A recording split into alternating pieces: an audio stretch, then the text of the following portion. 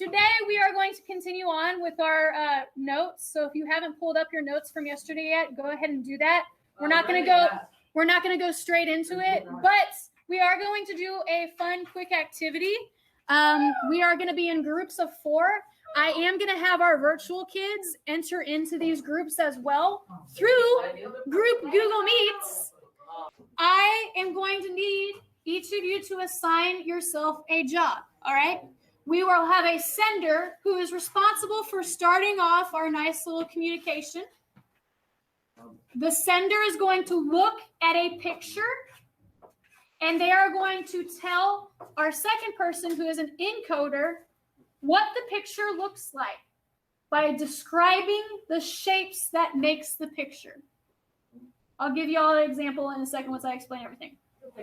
Then your little second person, who's called the encoder, they are going to send that same exact message to what we call a decoder.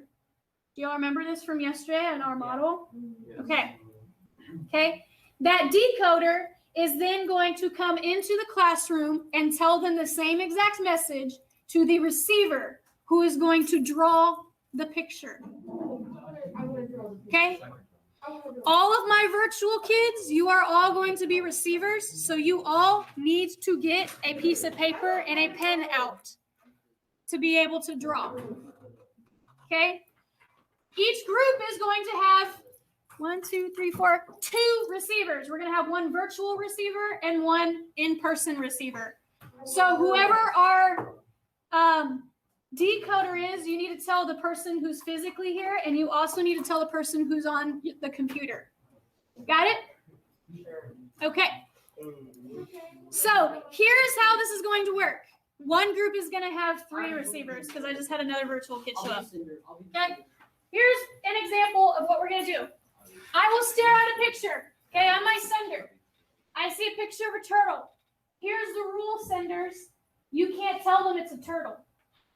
You have to look at the shapes that make up the turtle and tell them the shapes that they have to draw. Okay? So you can't look at it and be like, okay, hey, we're drawing a turtle. Okay, you can't do that. You have to say, hey, I need you to draw 4 triangles and 1 big circle. That's what he'll do. I never do a turtle. Okay? Then he, as the encoder, is going to go and tell the same exact thing to our decoder. Hey, draw a big circle with 4 triangles around it. Well, then he's going to go as the decoder tell our receiver and say, hey, draw a circle with 3 triangles around it. And she's going to draw it. Okay, question. Yeah. If that person, like, if when you draw the first thing, like, you're the drawer and you draw what they told you to, and you, like, think you know what it is, can you, like, kind of add on to it? I wouldn't add on to it till you know exactly. Like, I wouldn't add on to it to the end. Because your picture has to match exactly what's out there. Like, things can't be on the wrong side or anything. It's going to be fun. Cool. Whatever person who draws their picture exactly like the one out there, and I mean exactly, y'all get extra credit. Okay? You'll be getting extra credit. And virtual kiddos, y'all are involved in this too, so y'all be getting extra credit if your group wins. Okay? So, all right. So the last thing that we talked about was types of noise.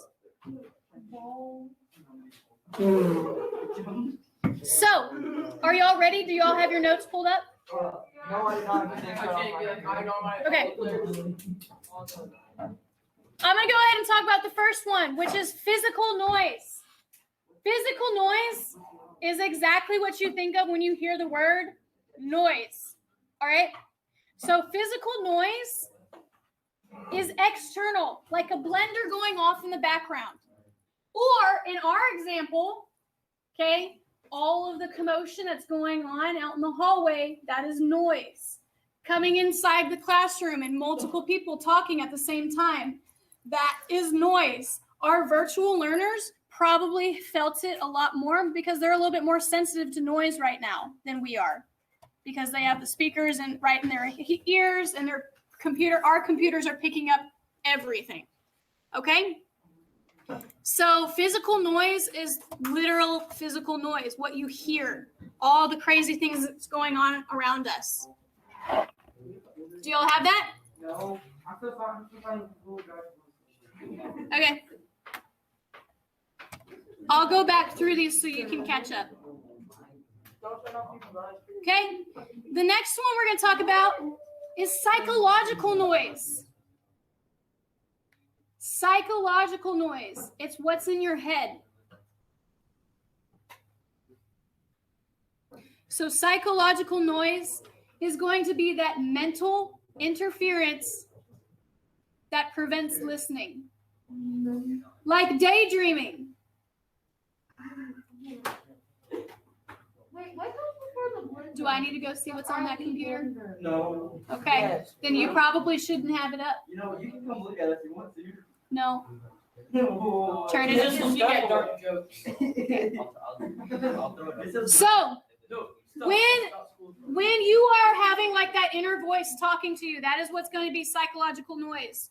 Okay? That's the type of noise that I deal with the most. And what probably most of you deal with, because you always have that voice saying, okay, you got to do this, you got to do this, you got to do this, and this, okay? You're worrying about a whole bunch of things. Everything that's inside of your head that's mental, that is going to be your psychological noise. Have y'all ever like tried listening to somebody, but at the same time you're thinking about something else? How much of the message did you get when that was happening? Not much. This is where that selective hearing comes into play as well, because you'll pick up key words, but that's it. You won't get the rest of the message. Okay? The next one we're going to talk about is physiological noise. Nope. You have physical, psychological, and physiological. Physiological noise is like a stomach ache or a headache. Okay? It is any physiological issue that interferes with communication. Have y'all had a really, really bad migraine to a point where you couldn't do or listen to anybody? Yes, I was going temporarily blind too. Yes. Okay? That is physiological noise. Have y'all ever had a stomach hurt so much that you couldn't do anything or listen to anybody because you're so focused on your stomach hurting? Yes. That is physiological noise. Physical things that are happening to your body, such as like injuries or pain or anything like that, that is that physiological noise, because now you're thinking about that instead of thinking about the conversation that's happening between somebody. What would tinnitus count? What would tinnitus be? Physiological. Okay? The very last one is semantic noise. And semantic noise is probably, for most of you, its own example. Because do any of y'all know what the word semantic means? No, you don't. Okay, if you don't know what it means, there's your example. Semantic noise occurs when there is no shared meaning in a communication. So it's when you don't understand what the person is saying because you don't have that vocabulary. What about an inside joke? Would that count? Yeah, because there's no shared meaning. Like that person doesn't get it. I think we only have one more thing on our notes, so we'll go ahead and get our notes done. Okay? So semantic noise. Have y'all ever gone to the doctor and they told you like what was wrong with you, but they only use medical terms? And you're like, I have no idea. And then they have to re-explain in like layman's terms. That is what semantic noise means. Okay? Do y'all have that? Y'all ready for the last one? We're just going to skip forward. Successful communication occurs when we have a common field of experience. It is very important that you have a common field of experience with anybody that you're talking to.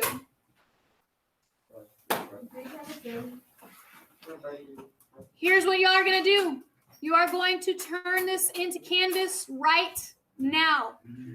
Does anybody need me to show you how to turn it in? I see a couple hands up. Huh? Common. No, I meant like, hey, guys, pick up yourself, please. Oh, it's semantic. All right. You are turning this in right now. So nobody needed me to show them how to turn it in? If you forget to how to turn something in, if you go to the home page on our nice little canvas, there is a bin right here that says how to turn in assignments. It is a video that you can watch of me explaining this. You also have an exit ticket. Make sure you're filling out your exit ticket. 3, 2. Once you fill out your exit ticket and you turn this assignment in, y'all pack up, get your phones, and sit back down in your desks. Yeah, don't go outside of the classroom.